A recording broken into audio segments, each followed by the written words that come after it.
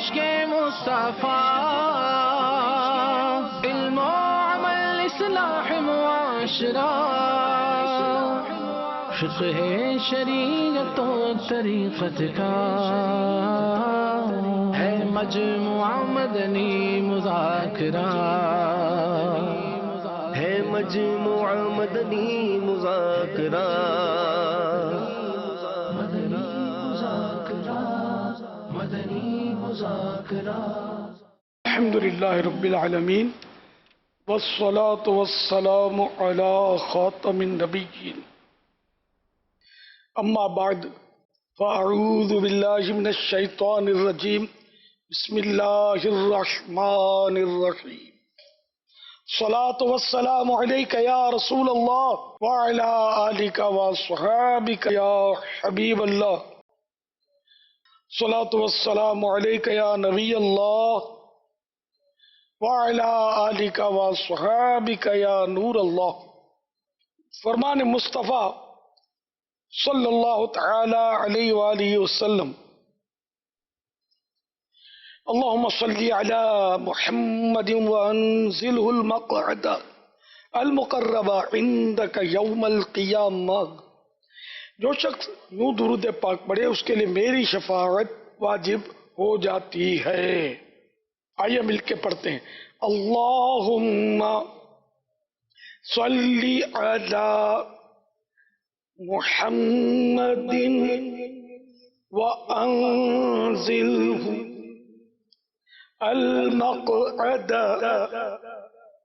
المقرب عندك يوم القيامة، صلوا على الحبيب صلی اللہ تعالی علی محمد۔ میرے اہل سنت کی بارگاہ میں سوال یہ ہے کہ کیا اینک پہن کر نماز پڑھ سکتے ہیں یا امام صاحب اینک پہن کر نماز پڑھا سکتا ہے؟ اس کی رہنمائی فرما دیں۔ اگر اینک ایسی ہے کہ پیشانی صحیح جم جاتی ہے اور ناک کی ہڈی، لوگ یہ ہڈی سمجھتے ہیں، یہ ہڈی ضروری نہیں ہے، یہ نوک کو زور دیں گے نا تو ہڈی لگ جائے گی، دیکھو آپ دبائیں تو ہڈی محسوس ہو جائے گی آپ کو، تو یہ لگ جانا، اصل لگانا یہ ہڈی ہے، تو یہ سیٹ بھی رہے گا۔ بعض لوگ کیا کشتی کر رہے ہوتے ہیں اس صف کے ساتھ، جن کو مسئلہ نیا شاید پتہ چلتا ہے نا، کہ وہ کھینچ کھانچ کے وہ یہ کونا ہڈی کا لگاتے ہیں، تو بیچارے خود بھی تکلیف اٹھاتے ہیں، ناک بھی کبھی زخمی، یا وہ اس پہ دھبا بڑھ جاتا ہے ناک پہ، یہ دھبا بتاتا ہے کہ یہ بیچارہ سجدہ کس طرح کر رہا ہے۔ تو نمازوں میں اس طرح کے تکلفات نہیں ہے جس سے ہمارا خشوع ڈسٹرب ہو جائے، ہر چیز اپنے مطلب ہے کہ ایک اعتدال کے ساتھ ہونی چاہیے۔ ہاں بعض جگہ خشوع ڈسٹرب ہوتا ہے، یہ مجبوری ہوتی ہے، جیسے کہ اگر وہ گھاس پہ نماز پڑھی پارک میں، یا موٹا قالین ہے، کہ بعض جگہ قالین ہوتے ہیں یعنی کارپیٹ، اس کے نیچے فوم بچھاتے ہیں، یہ اور موٹا ہو جاتا ہے۔ اب تو نماز پڑھنا اس پہ بہت بہادری کا کام ہے میرے جیسوں کے لیے، تو جس کو مسئلہ پتہ ہو نا اس کے لیے بہت دشواری ہے، تو اور مسئلہ پتہ ہونا چاہیے، پتہ نہ ہونے سے آزادی نہیں ہے، نماز ہوگی ہی نہیں، کہ کیوں نہیں معلومات کی، پیسے گننا سیکھا تھا، نماز پڑھنا ہی نہیں سیکھا خالی۔ تو اس میں جہاں مطلب اس طرح کا کارپیٹ بچھا ہوا ہے، نیچے فوم ہے یا فوم نہیں بھی ہے لیکن کارپیٹ موٹا ہے، یا گھاس ہے یا گدڑی ہے، کوئی بھی ایسی چیز، گدیلا ہے کہ جس پر روئی بھرا ہوا گدیلا، تو ایسی جگہ اگر سجدہ کرے نا تو یہ کمپلسری ہے، لازم ہے، ضروری ہے کہ اس کو اتنا دبائے کہ اب دبانے سے نہیں دبے گی پیشانی تو سجدہ ہوگا، ورنہ سجدہ ہی نہیں ہوگا، اپنی طاقت پر دبانا پڑے گا۔ تو ظاہر ایسی چیز میں نماز پڑھیں گے اور اب اس کے اوپر زور لگاتے رہیں گے، طاقت آزماتے رہیں گے، تو نماز میں خشوع تو نہیں رہے گا، جو نماز کی یوں کہہ سکتے ہیں روح ہے۔ تو ایسی چیزوں پہ نماز نہیں پڑھنا چاہیے۔ مستحب تو یہی ہے کہ زمین پر کچھ بھی نہ بچھا ہوا ہو، یہ مسئلہ میں دعوت اسلامی کے پہلے سے بیان کرتا آ رہا ہوں الحمدللہ، اور میرا معمول دعوت اسلامی سے پہلے کا ننگے فرش پر نماز پڑھنا، سردیوں میں بھی ننگے فرش پر میں نے نماز پڑھی ہے۔ ہاں جہاں ایزا ہو نا تو کوئی بچھا لینا چاہیے، بچھا کر پڑھنا گناہ نہیں ہے، مستحب یہ ہے، افضل یہ کہ کچھ بچھا ہوا نہ ہو. تو یہ میں زمانے سے بیان کرتا آ رہا ہوں. سیدنا عمر بن عبدالعزیز رضی اللہ تعالیٰ عنہ کی حکایت تو یہی ہے کہ آپ ہمیشہ زمین پر بغیر کچھ بچھائے سجدہ فرماتے تھے نماز کا. یہ سجدے میں کچھ نہ بچھا ہو، نہیں گناہ نہیں ہے بچھا کر پڑھنا، ثواب کی بات. مستحب ہے، افضل ہے. صلو علی الحبیب صلی اللہ تعالی علی محمد. میں سلمان اتاری لاہور سے بات کر رہا ہوں. میرا سوال ہے کہ اگر ہم مٹی کے برتن بازار سے خریدتے ہیں تو ہمیں اس مٹی کا پاک یا ناپاک ہونے کا کیسے پتہ چلے گا، یا ہم اس برتن کو استعمال کیسے کر سکتے ہیں؟ پلیز رہنمائی فرمائیں. آپ کو پتہ نہ ہونا یہ اس بات کی دلیل ہے کہ آپ کو پتہ چل گیا. اس کا مسئلہ یہی ہے، ورنہ تو پھر کوئی چیز بھی پاک نہیں ہے. ہر چیز میں ہم وہم کرتے رہیں گے، شبہ کرتے رہیں گے تو پھر پاک ہوگا کیا؟ تو کسی چیز کا پتہ نہ ہونا کہ یہ پاک ہے یا ناپاک، اور ناپاکی کی کوئی اس میں علامت بھی نہیں تو وہ پاک ہے. ورنہ ان کپڑوں کا کیا بنے گا؟ کپڑے پہنتے ہیں، پتہ نہیں درزی نے کیا کیا کر دیا ہوگا، درزی نے سلوائے، مل فیکٹری میں کپڑوں کے ساتھ کیا سلوک ہوا ہوگا، پھر تو کوئی چیز بھی بچے گی نہیں. یہ اللہ کا بڑا کرم ہے کہ وہ اس معاملے میں ہمارے لیے بڑی رعایت ہے. یہ نجاست کے معاملے میں رعایت ہے. یعنی اصل ہر شے پاک ہے، یہ اس وقت تک پاک ہے جب تک اس کے ناپاک ہونے کی کوئی دلیل نہ ہو. یہ اصول ہے. I'm Syeda Maryam Iqbal. I'm calling from Manchester. امیر اہل سنت سے میرا سوال ہے کہ نفل نماز کے دوران اگر دادا دادی یا نانا نانی آواز دیں تو کیا نماز توڑ کر ان کو جواب دینا چاہیے؟ امیر اہل سنت ہم سب کے لیے بے حساب مغفرت کی دعا فرما دیجئے. جزاک اللہ. یہ بہار شریعت میں ہے. ماں باپ، دادا دادی وغیرہ اصول کے محض بلانے سے نماز قطع کرنا جائز نہیں. البتہ اگر ان کا پکارنا بھی کسی بڑی مصیبت کے لیے ہو تو توڑ دے. یہ حکم فرض کا ہے. اور اگر نفل نماز ہے اور ان کو معلوم ہے کہ نماز پڑھتا ہے تو ان کے معمولی پکارنے سے نماز نہ توڑے. اور اس کا نماز پڑھ رہا انہیں معلوم نہ ہو اور پکارا تو توڑ دے اور جواب دے، اگرچہ معمولی طور سے بلائیں. صلو علی الحبیب صلی اللہ تعالی علی محمد. امیر اہل سنت کی بارگاہ میں عرض ہے کہ اعلیٰ حضرت رحمۃ اللہ تعالی علیہ کو حامی سنت ماحی بدعت کیوں کہا جاتا ہے؟ برائے کرم رہنمائی فرما دے. جزاک اللہ. سنت کی حمایت کرنے والا، سنت کو پروان چڑھانے والا، سنت کو بیان کرنے والا، اور ماحی بدعت یعنی بدعت کو مٹانے والا. تو جو چیزیں سنت کو مٹاتی ہیں وہ بدعت سیئہ، بری بدعت. بدعت حسنہ بھی ہوتی ہے، اچھی بدعت بھی ہوتی ہے. جیسے کہ یہ مدنی چینل پر آپ کا فون کے ذریعے سوال کرنا، میرا ان مشینوں کے ذریعے جواب دے کر آپ تک جواب پہنچانا، آپ جہاں بھی ہو دنیا میں، یہ سب بدعتیں ہیں. مگر یہ کیا، یہ مباح بدعتیں کہلاتی ہیں. ان سے اگر اچھا کام کیا تو یہ اچھی بدعت، یعنی کہ ایک اچھا بدعت حسنہ اس میں پایا گیا کہ ہم نے مطلب ہے کہ اچھا کام اس آلے کے ذریعے آپ تک پہنچایا. یعنی ویسے ہر نئی چیز بدعت کہلاتی ہے. پھر اس میں بعض بدعتیں واجب بھی ہوتی ہیں، بعض بدعتیں اچھی ہوتی ہیں، بعض بدعتیں مباح ہوتی ہیں جن کا کرنا نہ کرنا ایک ہوتا ہے. جیسے بریانی، قورمہ، اور بھی میں مطلب ڈشوں کا نام نہیں لیتا جو آج کل ہم کھاتے نہیں، تقریباً بدعتیں ہیں. یہ بدعتیں، یہ مباح بدعتیں کہلاتی ہیں. اس پر کبھی اعتراض آج تک نہیں سنا، بلکہ آج پہلی بار ہو سکتا ہے بہتوں نے سنا ہوگا کہ اچھا تو یوں سبھی بدعتی ہو گئے نا، مال کون نہیں کھاتا. لیکن اس میں بدعتی کہتے نہیں ہیں. میں نے صرف چوٹ کرنے کے لیے عرض کیا ہے.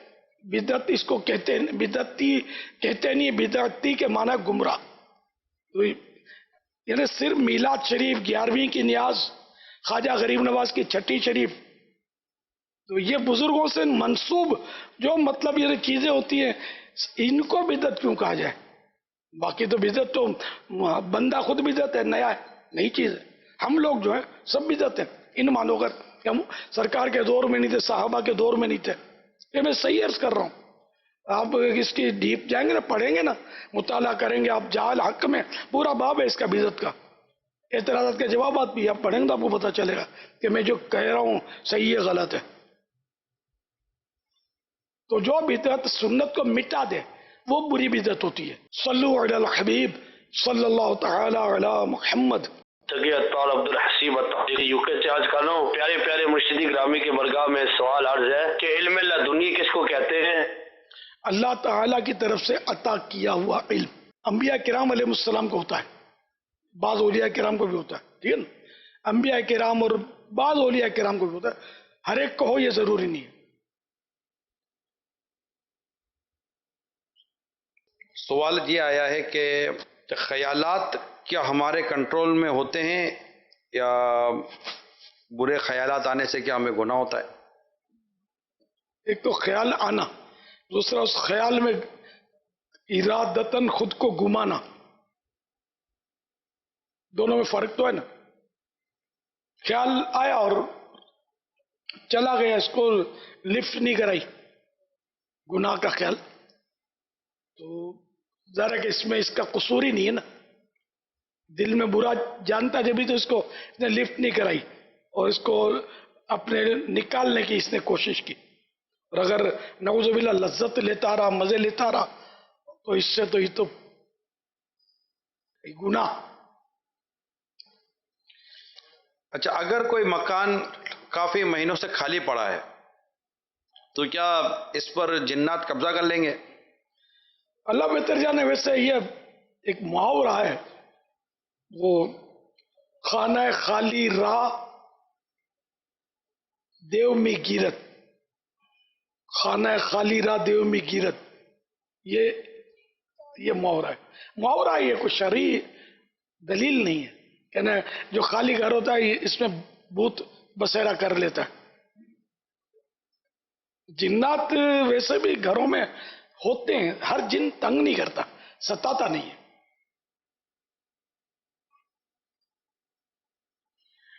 تو کوئی اس میں پریشانی کی بات نہیں ہے؟ نہ جنات تو ہوتے ہیں، مسلمانوں کے گھروں پہ ہوتے ہیں. نہیں، قبضہ نہیں کر لیتے؟ نہیں، چھتوں میں ہوتے ہیں. قبضہ نہیں کر لیتے؟ ان کو قبضے کی ضرورت نہیں پڑتی نا، آجا یہ نظر ہی نہیں آتے. بلکہ قبضہ خالی کرانا ہو تو ان کے پاس طریقے ہیں.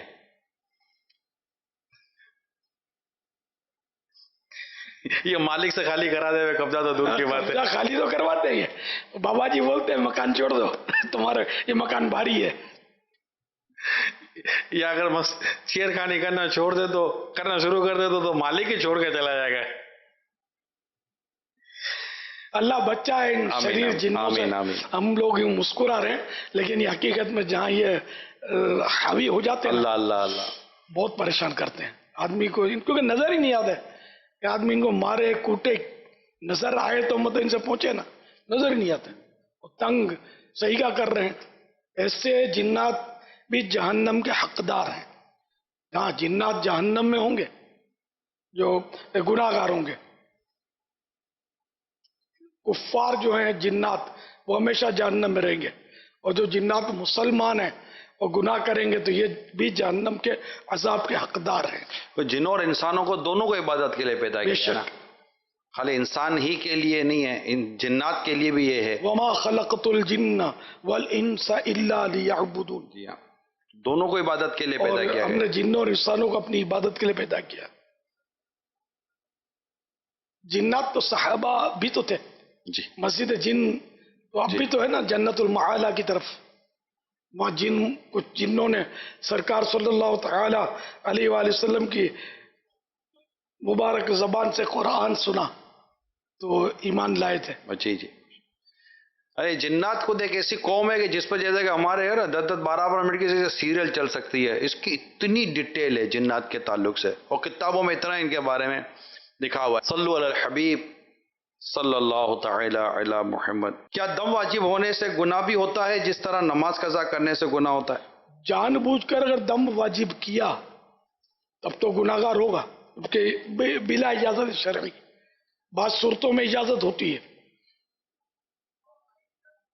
سخت بخار یا کوئی بھی ایسی عذر آ گیا کہ جس کو مطلب ہے کہ اب کیا کرے، لباس پہنے بغیر چارہ نہیں ہے، کوئی ایسے اعذار لکھے ہیں باہر شریعت میں ایسی مجبوریوں میں. ورنہ ویسے جان بوجھ کر دم واجب کرنا، یہ دم تو واجب ہوگا لیکن گناہ گار بھی ہوگا. اور بعض اوقات وہ بے خیالی میں دم واجب ہو جاتا ہے، اپنا بس ہی نہیں چلتا، یعنی کسی نے بہت ساری خوشبو لگا دی آپ کے پاس آ کر، اب آپ کا اس میں کوئی بس ہی نہیں ہے، تو لگا چکا وہ تو، اور سب دیکھنے والے بھی کہ یہ بہت ساری ہے، اب دم واجب ہوا. دم تو اب بھی واجب ہے، یہ گناہ نہیں ہوگا. سوشل میڈیا کے ذریعے سوال آیا ہے کہ دنیا آزمائشوں اور فتنوں کا گھر ہے، یہ کہنا کیسا؟ صحیح تو ہے. وہ دنیا مطلب دنیا میں تو ظاہر ہے کہ مال و اولاد فتنہ ہے. جی، انما اموالکم و اولادکم فتنہ، کہ تمہارے اموال اور تمہاری اولاد جو ہیں یہ فتنہ یعنی آزمائش ہیں. جی، فتنہ یعنی یہاں مراد آزمائش.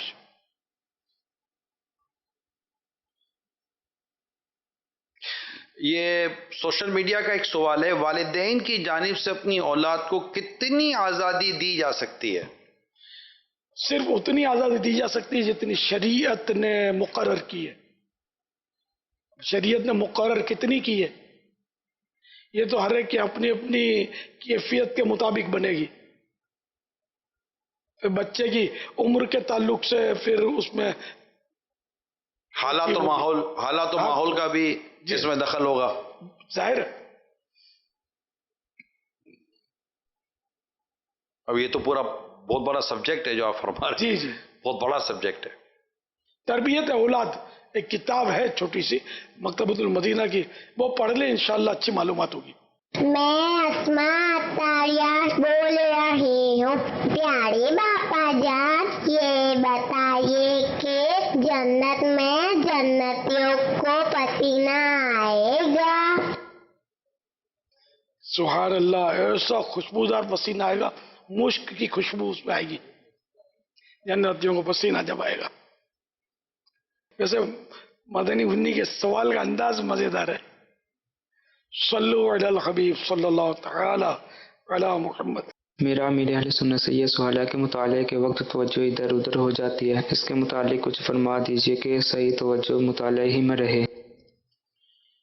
اس کے لیے کوشش کرتے رہیں گے تو انشاءاللہ من جد وجدہ، جس نے کوشش کی اس نے پا لیا. اب جد و جہد کرتے رہیں، یہ محاورہ ہے، انشاءاللہ منزل ملی جائے گی. میرا سوال یہ ہے کہ میں ایک گھر خریدنا چاہ رہا ہوں، لیکن اس کے بالکل درمیان صحن میں ناریل کا درخت ہے جو کہ بہت وسیع ہے، تو اس کو کٹوانا، گھر بنوانے کے سلسلے میں اس کو کٹوانا کیسا رہے گا؟ کوئی گناہ تو نہیں ہوگا یا کٹوا سکتے ہیں اسے؟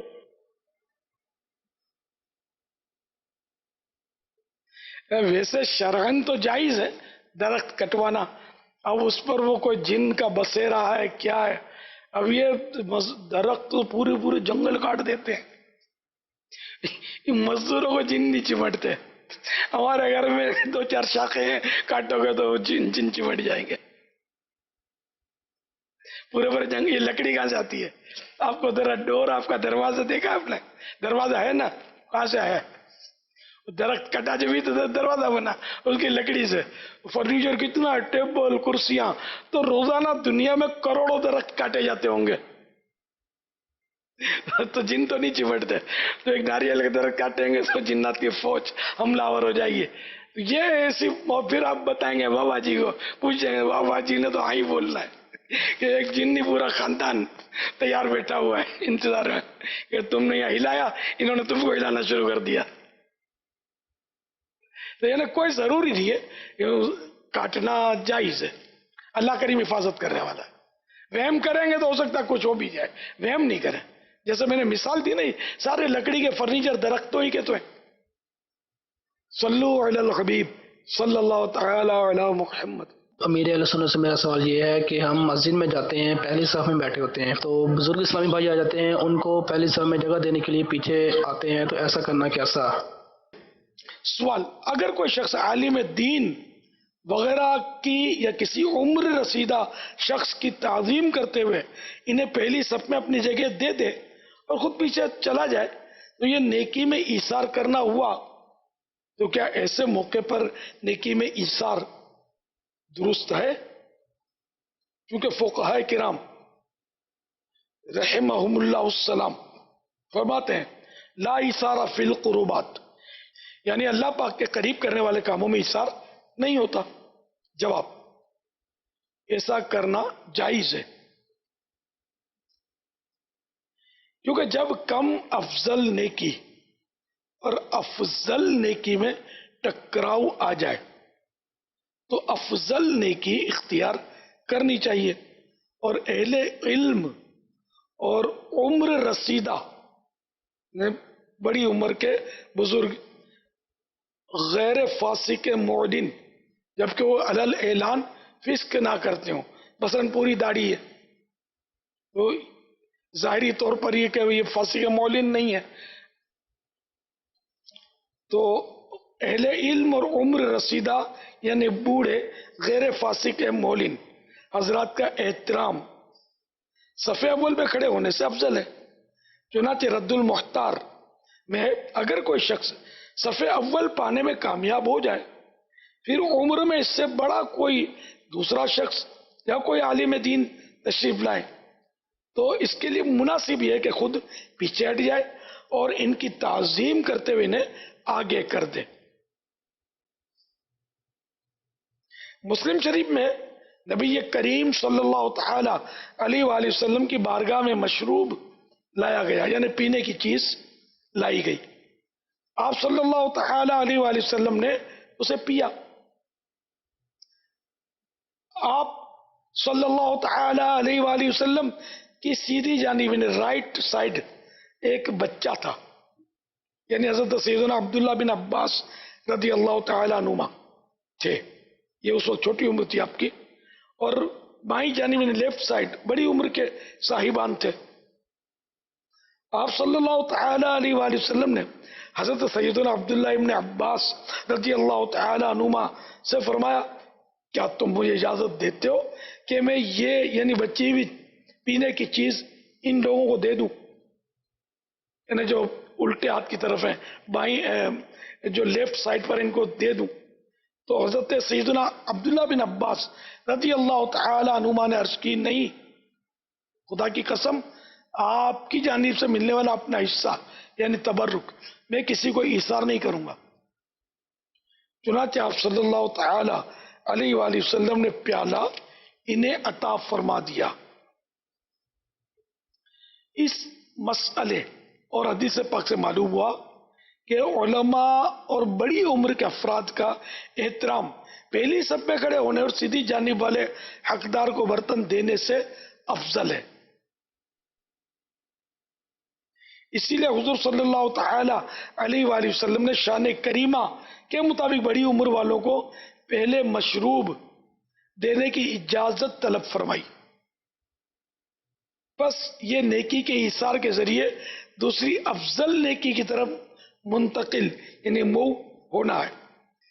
البتہ اگر کوئی شخص صف میں اپنی جگہ کسی ایسے شخص کو دیتا ہے جو نہ عالم ہو اور نہ بڑی عمر کا، تو یہ بغیر کسی وجہ کے نیکی سے منہ موڑنا اور شریعت کے مطلوب کے خلاف ہے۔ صلو علی الحبیب صلی اللہ تعالی علی محمد۔ امیر سنت کی بارگاہ میں میرا سوال یہ ہے، اس چیز کی وضاحت فرما دیں کہ جو شخص زکوٰۃ اپنی نہیں دیتا حالانکہ فرض ہونے کے باوجود اسے پتہ بھی ہے پھر بھی وہ ادا نہ کرے، کیا اس کا باقی مال بھی ناپاک ہو جائے گا، یا وہ مال جو اللہ کی راہ میں اس نے جو حکم تعالیٰ کا اس نے دینا تھا وہی ناپاک ہوگا، یا بقیہ مال بھی اس کا ناپاک ہو جائے گا؟ اس کے بارے میں ذرا رہنمائی فرما دیجیے۔